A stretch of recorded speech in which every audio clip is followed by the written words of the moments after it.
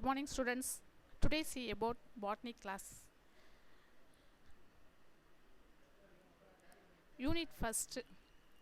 Unit firstல topic வந்து asexual reproduction and sexual reproduction in plant. நமக்கு ஏற்கனவே கிளாஸ் பார்த்துருக்கோம். செக்ஷுவல் ரீப்ரொடக்ஷன்னா என்ன, ஏசெக்ஷுவல் ரீப்ரொடக்ஷன்னா என்ன அப்படிங்கிறது 11th கிளாஸில் நம்ம பார்த்துருப்போம் இல்லையா. இப்போ என்ன பார்க்க போகிறோம், first reproduction. What is reproduction?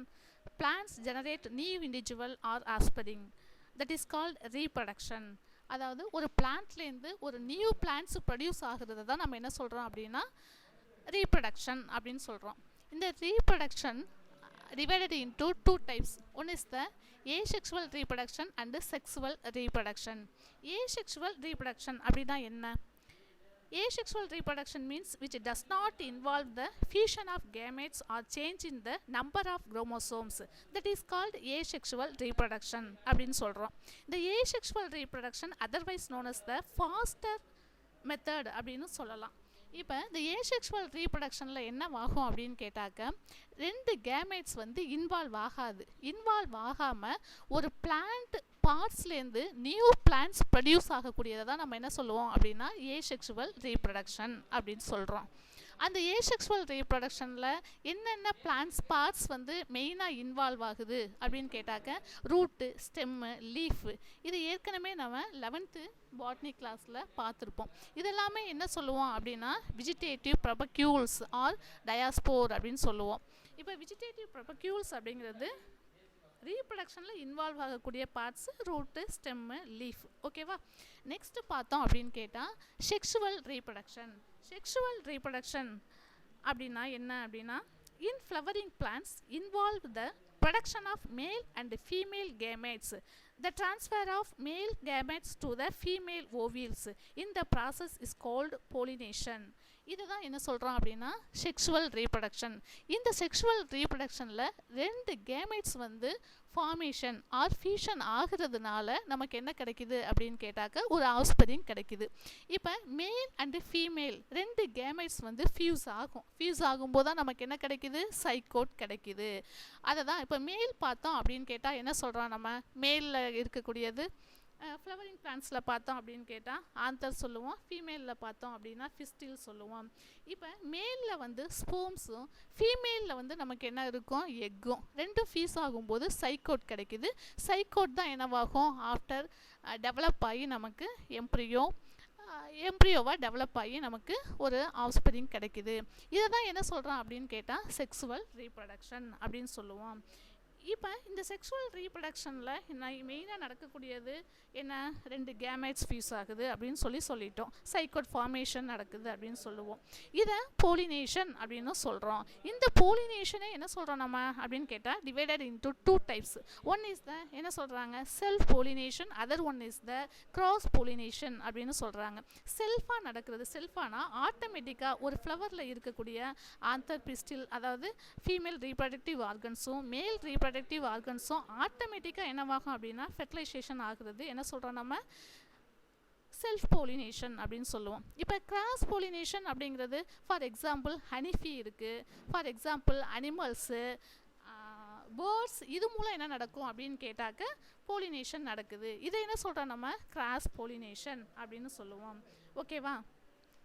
இதுதான் என்ன சொல்கிறோம் மெயினாக பார்த்தோம் அப்படின்னு கேட்டாக்க ரீப்ரொடக்ஷன். ரீப்ரொடக்ஷனில் ஏசெக்ஷுவல் இருக்குது. ஏசெக்ஷுவல் அப்படிங்கிறது என்ன அப்படின்னு கேட்டாக்க, ரெண்டு கேமெட்ஸ் இன்வால்வ் ஆகாது. பிளான்ட்டில் இருக்கக்கூடிய பார்ட்ஸ் வந்து என்னவாகும் அப்படின்னா நியூ ஆஃப்ஸ்பரிங்கை ப்ரொடியூஸ் பண்ணக்கூடியது ஏசெக்ஷுவல்னு சொல்கிறோம். செக்ஷுவல் அப்படிங்கிறது என்னன்னு கேட்டாக்க, ரெண்டு கேமெட்ஸ் வந்து ஃபியூஷன் ஆகி நமக்கு சைக்கோட் ஃபார்ம் ஆகி அதுலேருந்து நமக்கு என்ன கிடைக்குது அப்படின்னாக்க நியூ ஆஃப்ஸ்பரிங் கிடைக்குது. அதை தான் நம்ம என்ன சொல்கிறோம் அப்படின்னு கேட்டால் செக்ஷுவல் அப்படின்னு சொல்கிறோம். இப்போ ஏசெக்ஷுவல் ரீப்ரொடக்ஷனை பற்றி ஃபுல்லாக பார்த்தோம். இப்போ இந்த plant milestone of plant embryology அப்படிங்கிறத சம் சயின்டிஸ்ட் என்ன பண்ணியிருக்காங்க அப்படின்னா டிஸ்கவர் பண்ணியிருக்காங்க. இப்போ அந்த சயின்டிஸ்ட்டு எந்த இயர்ஸ் வந்து டிஸ்கவர் பண்ணாங்க, என்ன டிஸ்கவர் பண்ணியிருக்காங்க அப்படிங்கிறத டீட்டெயிலாக பார்ப்போம். ஃபஸ்ட்டு ஒன், அதாவது மைல்ஸ்டோன் இன் பிளான்ட் எம்ப்ரியாலஜி 1682 நிக்கிமியா Grew mention stamens as the male organs of the flower. Stamens அப்படிங்கிறது ஃப்ளவரோட மேல் ஆர்கன்ஸ் அப்படிங்கிறது என்ன பண்ணாங்க அப்படின்னா ஃபஸ்ட்டு டிஸ்கிரைப் பண்ணியிருக்காங்க.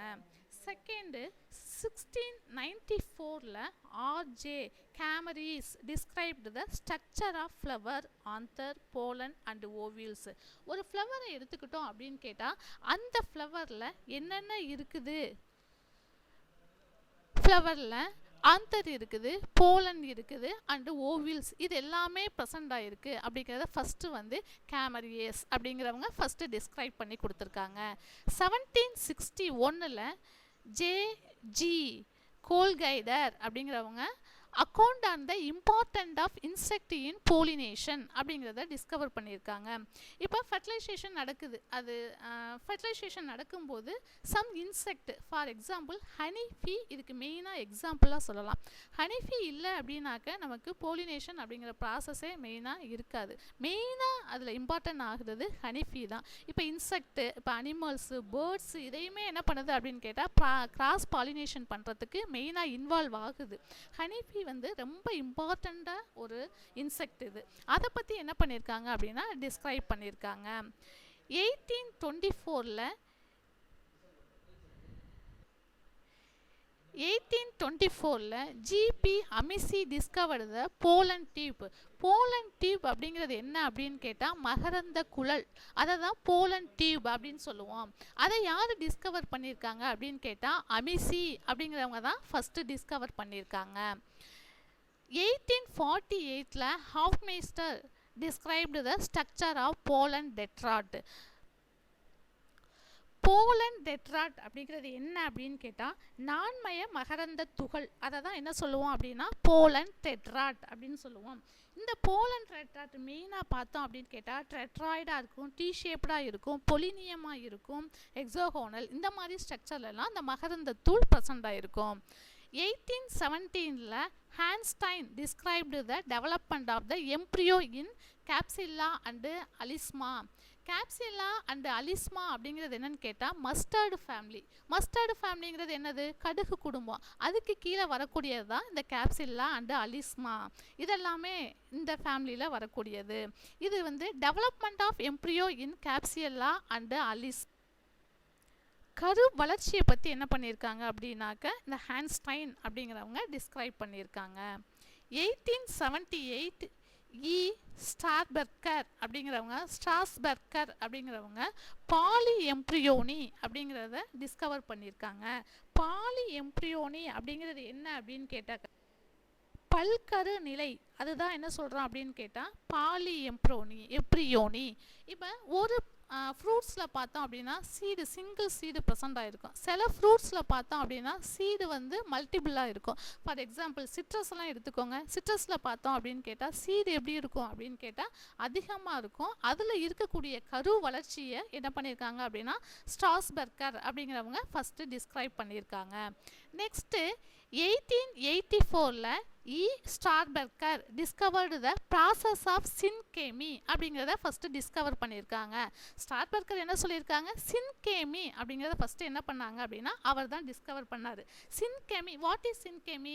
சின்கேமி is the fusion of gamete. அதுக்கு பேர் தான் என்ன சொல்கிறோம் அப்படின்னா சின்கேமி. இப்போ சின் அப்படிங்கிறது என்ன அப்படின்னு கேட்டால் ஃபியூசன், கேமி அப்படிங்கிறது கேமெட்.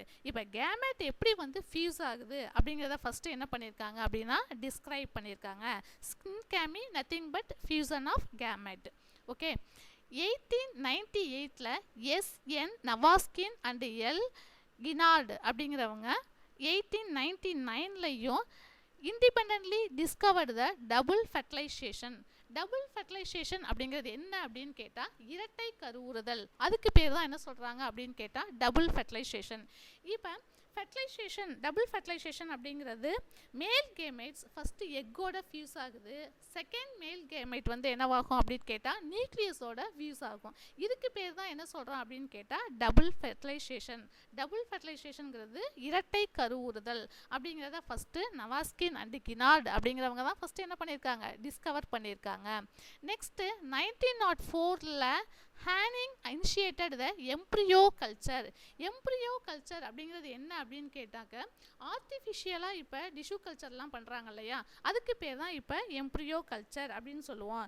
இந்த எம்ப்ரியோ கல்ச்சரில் மெயினாக நமக்கு பிளான்ட்டோட ரூட்டு, ஸ்டெம்மு, லீஃபு இதெல்லாமே இன்வால்வ் ஆகும். இப்போ ஹேண்டிங் அப்படிங்கிறவங்க ஆர்டிஃபிஷியலாக என்ன பண்ணுறாங்க, ஃபார் எக்ஸாம்பிள் நம்ம ஏற்கனவே 11th கிளாஸில் பார்த்துருக்கோம், நியூட்ரியன்ட் அகார் மீடியத்தை யூஸ் பண்ணி கூட, ஃபார் எக்ஸாம்பிள் சம் க்ரோத் மீடியாவை யூஸ் பண்ணி கூட நம்ம என்ன பண்ணலாம் அப்படின்னா, ஆர்டிஃபிஷியலாக ஒரு பிளான்ட்டை எடுத்துக்கிறோம், பிளான்ட்டோட ரூட் எடுத்துக்கலாம், இல்லை ஸ்டெம் எடுத்துக்கலாம், லீஃப் எடுத்துக்கலாம், எது வேணாலும் எடுத்துக்கிட்டு அந்த மீடியாவில் இன்சர்ட் பண்ணும்போது கொஞ்சம் நாள் ஆனதுக்கப்புறம் என்னவாகும், அது டெவலப் ஆகி அதில் மல்டிப்ளிகேஷன்லாம் நடந்து ஒரு நியூ பிளான்ட்டாக கிடைக்கும் நமக்கு. அதை நம்ம ஏற்கனவே நம்ம பார்த்துருக்கோம் பிளான்ட் டிஷ்யூ கல்ச்சரில். ஓகேவா. அடுத்தது 1950ல் D.A. ஜோஹன்சன் அப்படிங்கிறவங்க Johannsen proposed the classification for embryo development. இப்போ எம்ப்ரியோ டெவலப்மெண்ட்டை கிளாசிஃபிகேஷன் பண்ணி வச்சுருக்காங்க. இந்த எம்ப்ரியோ டெவலப்மெண்ட்டில் ஒவ்வொரு சில ஜீன்ஸோ சில செல்ஸோ இல்லை பிளான்ட்டோட பார்ட்ஸோ என்னவாகும் அப்படின்னாக்க, எந்தெந்த எப்படி ஆர்டிஃபிஷியல் மீடியாவை யூஸ் பண்ணி நம்ம இதை டெவலப் பண்ண முடியும் அப்படிங்கிறத கிளாசிஃபிகேஷன் பண்ணி கொடுத்துருக்காங்க. 1964ல் S Guha and S.C. Mageshwari raised the haploid from the Datura pollen grains. டாட்டுரா அப்படிங்கிறது என்ன அப்படின்னு கேட்டால் ஊமத்தம்பூ. இந்த ஊமத்தப்பூவில் என்ன பண்ணியிருக்காங்க அப்படின்னு கேட்டால் haploid from the Datura pollen grain. Datura pollen கிரைன்லேருந்து ஒரு மடிய தாவரங்களை உருவாக்குனாங்க. அதுக்காக தான் இதை வந்து டிஸ்கிரைப் பண்ணி கொடுத்துருக்காங்க. நெக்ஸ்ட்டு பார்த்தோம் அப்படின்னு கேட்டால் E.S. Khan and M. Cone மற்றும் E.M. மெய்ரோவிட்ஸ் அப்படிங்கிறவங்க என்ன பண்ணியிருக்காங்க அப்படின்னு கேட்டாக்க, ஏபிசி மாடல் அப்படிங்கிறத ஃபஸ்ட்டு டிஸ்கிரைப் பண்ணியிருக்காங்க. ABC model describe the genetic of initiation and development of the floral parts. இப்போ ஏபிசி மாடல் அப்படிங்கிறது என்னன்னு கேட்டால், இது ஒரு ஜெனட்டிக் இன்ஃபர்மேஷன் மெத்தட். ஓகேவா. இந்த ஜெனட்டிக் இன்ஃபர்மேஷன் மெத்தடில் ஏபிசி அப்படிங்கிறது ஒவ்வொரு ஜீன்ஸும் ஒவ்வொரு பிளான்ஸோட பார்ட்ஸை வந்து ப்ரொடியூஸ் பண்ணும். ஒவ்வொரு ஜீனுக்கும் ஒவ்வொரு ஃபங்க்ஷன் இருக்கும். ஃபார் எக்ஸாம்பிள் இப்போ ஏ எடுத்துக்கிட்டோம், ஒரு ஃப்ளவர் எடுத்துக்கிட்டோம் அப்படின்னா ஃப்ளவரில் என்ன இருக்கும், 4 ஹோல்ஸ் வந்து ப்ரெசண்ட் ஆகிருக்கும். ஃபஸ்ட்டு இது வந்து ஏ அப்படிங்கிறது என்ன அப்படின்னு கேட்டால், ஃப்ளவரில் இருக்கக்கூடிய கேலிக்ஸ் அப்படிங்கிற பார்ட்ஸை ப்ரொடியூஸ் பண்ணக்கூடியது. ஏபி அப்படிங்கிறது என்ன பண்ணும் அப்படின்னு கேட்டால், இந்த ஜீன் வந்து கொரோலா அப்படிங்கிற பிளான்ட் பார்ட்ஸை ப்ரொடியூஸ் பண்ணக்கூடியது. நெக்ஸ்ட்டு பார்த்தோம் அப்படின்னா சிபி அப்படிங்கிறது என்ன பண்ணும் அப்படின்னா ஆண்ட்ரோசியம் அப்படிங்கிறது ப்ரொடியூஸ் பண்ணக்கூடியது.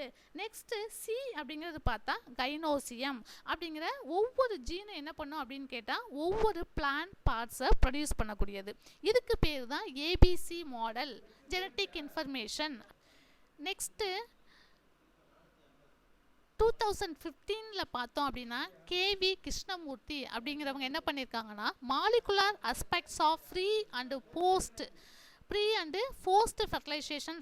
fertilization reproductive development of the flowering plants. ஒரு பிளான்ட் எடுத்துக்கிட்டோம் அப்படின்னா பிளான்ட்ஸில் ரீப்ரொடக்ஷனுக்கு முன்னாடி அந்த பிளான்ட்ஸ் எப்படி இருந்தது, ரீப்ரொடக்ஷனுக்கு பின்னாடி அந்த பிளான்ட்ஸ் எப்படி இருந்துச்சு அப்படிங்கிற மாலிகுலர் அஸ்பெக்ட்ஸை என்ன பண்ணாங்க அப்படின்னா கிருஷ்ணமூர்த்தி அப்படிங்கிறவங்க தான் ஃபஸ்ட்டு வந்து டிஸ்கிரைப் பண்ணி கொடுத்துருக்காங்க. இதுதான் என்ன சொல்கிறாங்க அப்படின்னு கேட்டால் pre and post fertilisation reproductive development of the flowering plants அப்படின்னு சொல்கிறோம். இப்போ மெயினாக மைல்ஸ்டோன் இன் பிளான்ட் எம்ப்ரியாலஜியில் யார் என்னென்ன சயின்டிஸ்ட்டு என்னென்ன சொல்லியிருக்காங்க அப்படிங்கிறத டீட்டெயிலாக பார்த்தோம். இதுக்கு முன்னாடி என்ன பார்த்தோம் அப்படின்னா ரீப்ரொடக்ஷன்னா என்ன, ஒரு பேரண்டல்லேருந்து ஒரு ஆஸ்பிரிங் கிடைக்கிறது என்ன அப்படின்னா நியூ ரீப்ரொடக்ஷன் அப்படின்னு சொல்லி பார்த்தோம். அந்த ரீப்ரொடக்ஷனில் என்னவாகுது, 2 டிவைடு இருக்குது. ஒன்று வந்து ஏசெக்சுவல் அண்டு செக்ஷுவல்னு சொல்கிறோம். ஏசெக்சுவலில் என்னவாகும் அப்படின்னு கேட்டால் வித்தவுட் கேமெட் ஃபார்மேஷன், கேமெட் வந்து இன்வால்வ் ஆகாமல் என்னவாகும் அப்படின்னு கேட்டாக்க நியூ ஆஸ்பிரிங் கிடைக்கும். செக்ஷுவல் ரீப்ரொடக்ஷனில் என்னவாகும், 2 கேமெட்ஸ் ஃபியூஸ் ஆகுறதுனால நமக்கு நியூ 1 கிடைக்குது அப்படிங்கிறத பார்த்தோம். செகண்டாக வந்து மைல்ஸ்டோன் இன் பிளான்ட் எம்ப்ரியாலஜியில் டோட்டலாக ஒவ்வொரு சயின்டிஸ்ட்டும் என்னென்ன சொல்லியிருக்காங்க அப்படிங்கிறத மெயினாக பார்த்தோம். இப்போ நெக்ஸ்ட்டு பார்க்கக்கூடியது என்ன பார்க்க போகிறோம் அப்படின்னு கேட்டாக்க, ஐயோ சார்